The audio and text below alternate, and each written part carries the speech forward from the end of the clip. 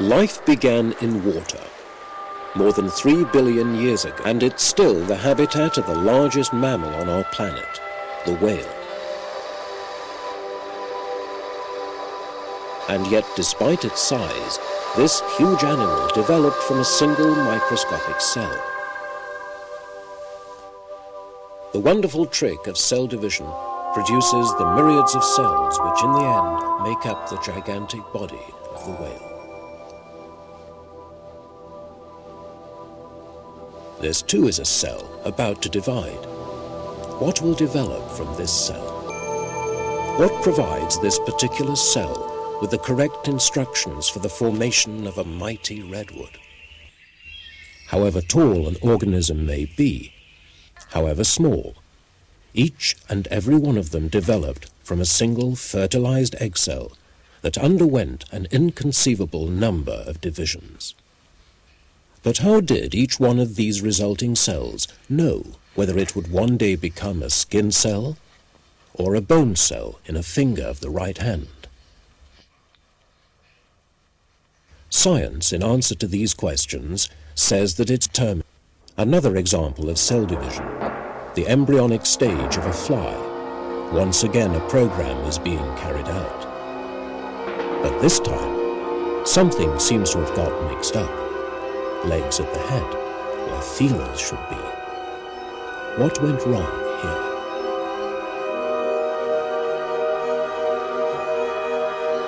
And why has the spinal column in this human fetus split into 2 branches, each one with a head?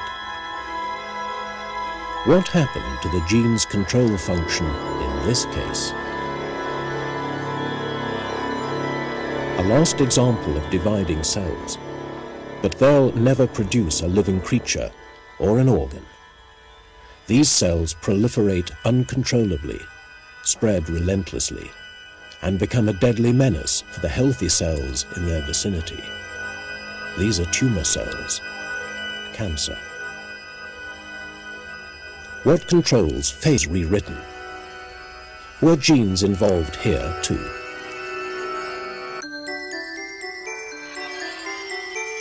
Can the destruction of life and its development be so closely connected via the genes? An intriguing thought which indeed affects the fundamentals of life itself.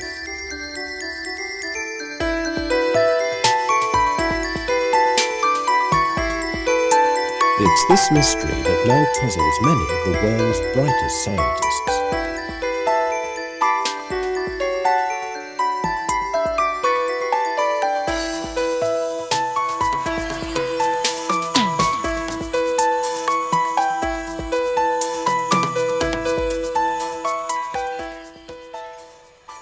The EMBL is a European science centre with its headquarters in Heidelberg. Scientific research has become extremely expensive. Therefore, 14 European states and Israel have formed a partnership so that countries without sufficient financial resources do not fall behind in research.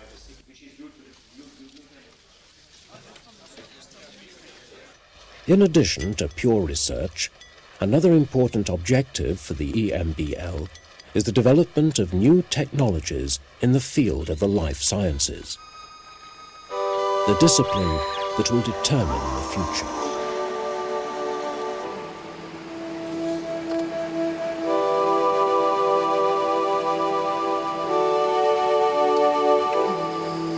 Since the invention of the microscope, people have been fascinated by the living cell.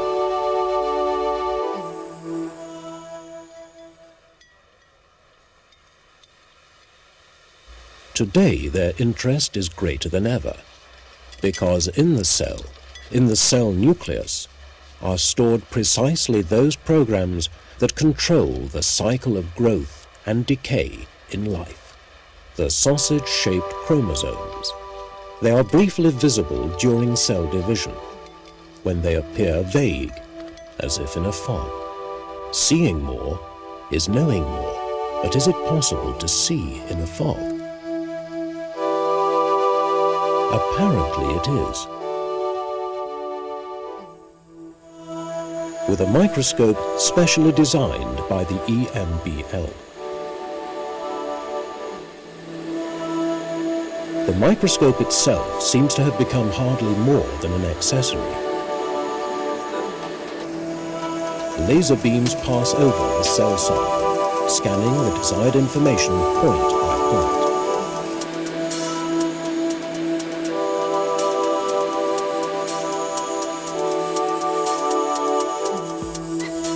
From the data, a computer constructs images from the interior of the cell, producing sharp and brilliant pictures of the chromosomes, here colored yellow, exactly reproduced in three-dimensional detail. Far more shows up in these three-dimensional images.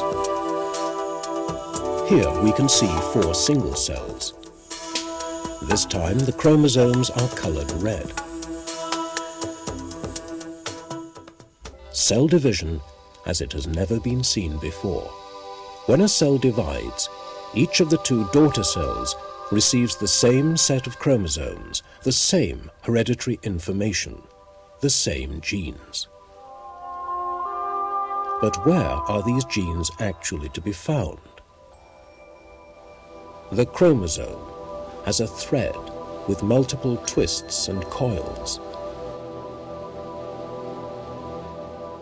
Its individual segments. These are the coded building instructions for proteins. For example, those proteins that give our hair its particular quality and color. Or instructions for those proteins that lend our skin its typical features. Our body consists of 100,000 different proteins that cause it to function. Proteins that require 100,000 building instructions. Precisely those segments we saw on the chromosome thread. In other words, the genes. The relationship between genes and proteins is like that between an alphabet and a language. Each gene is a precisely defined sequence of chemical building blocks, the letters of the genetic alphabet used for writing the building instructions on the DNA helix. 10 centimeters of DNA with about 5,000 building instructions coiled and twisted to form a chromosome that is 10,000 times smaller. And there are almost 50 of these chromosomes in the nucleus of each body cell. Little is to be seen of these chromosomes after cell division. Does that mean that their valuable information has also been lost? Maria Carmo Fonseca from Portugal and Rainer Peppercock from Germany are searching for answers to this question. Okay, let's get this one. Yeah. They believe that if you want to catch a rabbit, ask a fox. And this is exactly what they're doing. They inject sensors into the cell nucleus, or more precisely, the injections are performed by a fully automatic, extremely accurate device that was specially developed at the EMBL.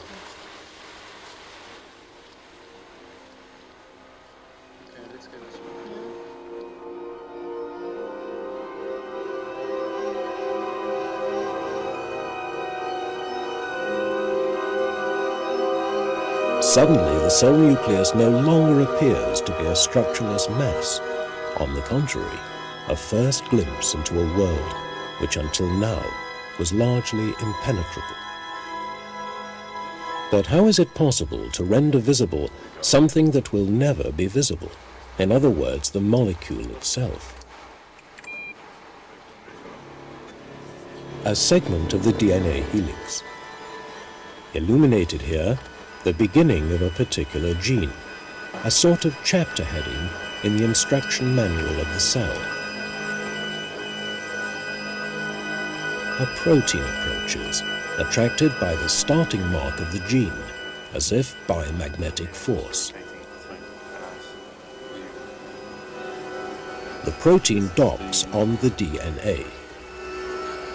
It constitutes a sort of gene switch that triggers the subsequent copying process. How are computer images of this sort produced? Is this in fact reality? This is the typical bind. The gene and its switch in an aqueous solution as they occur in the cell. But here they are expected to crystallize to form a solid crystal structure.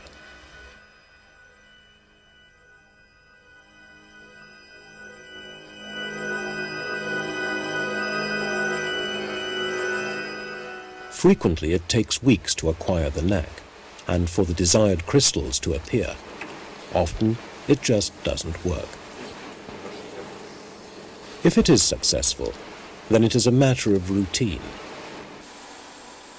The X-ray analyzer runs day and night and precisely determines the position of each single atom, the structure of the molecules.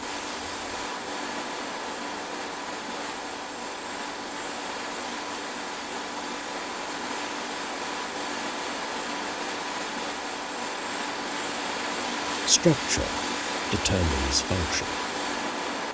Somewhere in here should be the DNA. The question is where? This is an obvious channel here, but there doesn't seem to be... Yeah, the protein is strong. And that's the gap there is where... To elucidate the interactions Somewhere in between here the should be genes and their own DNA. products, Question the is proteins, where? requires This is an collaboration between various channel here, but there specialized doesn't seem to be- disciplines: microbiology, Protein is strong. biochemistry, physics, and the computer minor technology. These two oxygens. Yeah. That's the arginine. A lot of patience, Where? a lot of hard work, as well as luck, is required to accomplish another small step forward. And that's Like the- here, the gap. how a protein recognizes the starting mark of a gene. But other questions immediately arise. All 100,000 of a person's genes in every single one of the body Let's cells, get this one. whereas a fraction of this total information is sufficient to program a cell to function as a retina cell in the eye, another fraction contains the building instructions for the muscle cells that move the eyelid. How then does a cell learn whether it will finally become a retina cell or a muscle cell? What finally decides which of the 100,000 genes are to be switched on or become active, and which are not to be switched on?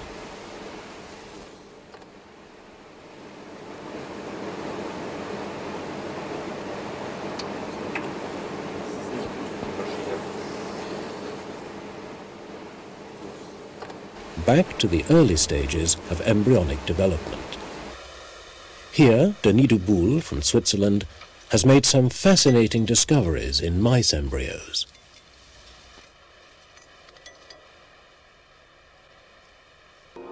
He observed that on the chromosomes, certain genes are switched on only in certain body regions.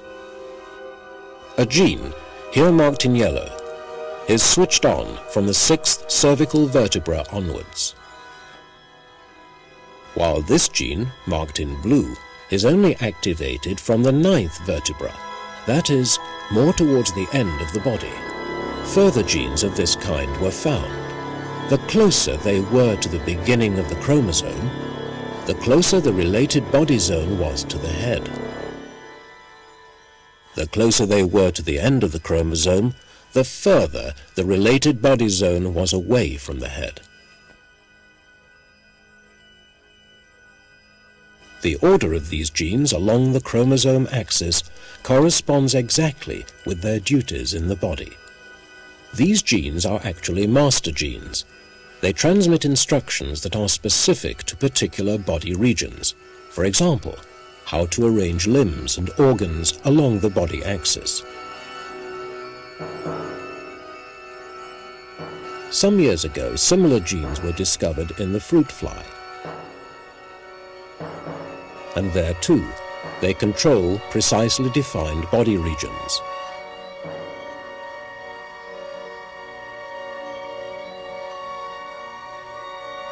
And now an astonishing discovery. In both the fly and the mouse, subsections of corresponding genes are almost completely identical. Why this molecular kinship? All these gene areas that are almost identical are the programs for protein areas, which in principle are very similar to the gene switches we have already met. They dock on the starting mark on the DNA, and in doing so switch on specific genes. They are thus gene switches that control cell growth. They transmit to the cells located in different body regions the instructions for correct behavior in these places, so that, for example, arms grow at the right places and legs grow at other places. Flies and mice are not alone in possessing almost identical gene switches of this sort. The same is true of all living things that have a head and a tail, that is, a body axis. The body development with the aid of gene switches has evidently proven so successful that it has been retained since the dawn of evolution. However, this is not surprising. The genetic alphabet was only invented once. It is valid for all living creatures. All living creatures understand it, and we all share this common genetic inheritance.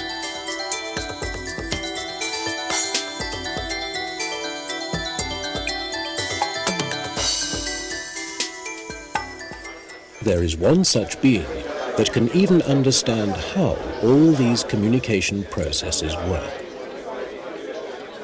The EMBL brings together molecular biologists from Europe and from all other parts of the world.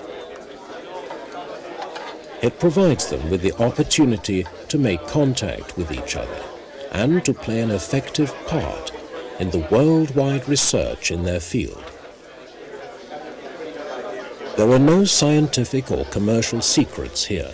Freedom and spontaneity as essential prerequisites for fundamental research. The decisive discoveries of pure research occur spontaneously. They can't be planned. One of these scientific surprises, oncogenes.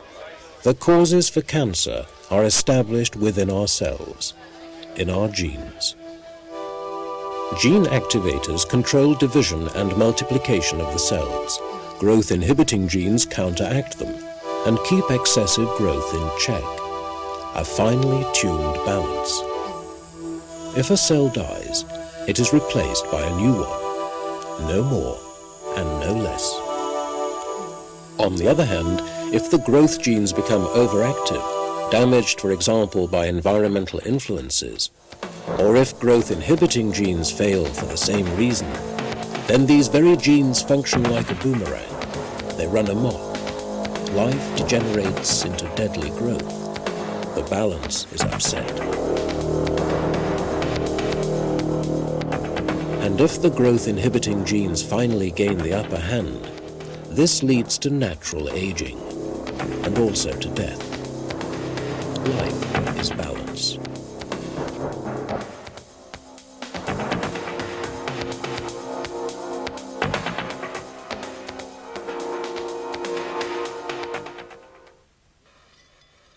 Growth genes, growth-inhibiting genes, oncogenes, anti-oncogenes. The words could belong to a magic spell that rewrites the oracle of life. Life is growth and multiplication. Growth and multiplication lead to death. What is creativity in science? Everyone has a different outlook. Creativity means to reach a standpoint, a point of view that unites different outlooks, that makes connections visible. From this standpoint, one perceives that valleys that seem to exist in isolation are in fact connected by their rivers, which flow together somewhere. Scientific creativity cannot be programmed. It can be promoted by institutions such as the EMBL. the EMBL in Heidelberg, a town with a renowned scientific tradition and rich cultural heritage.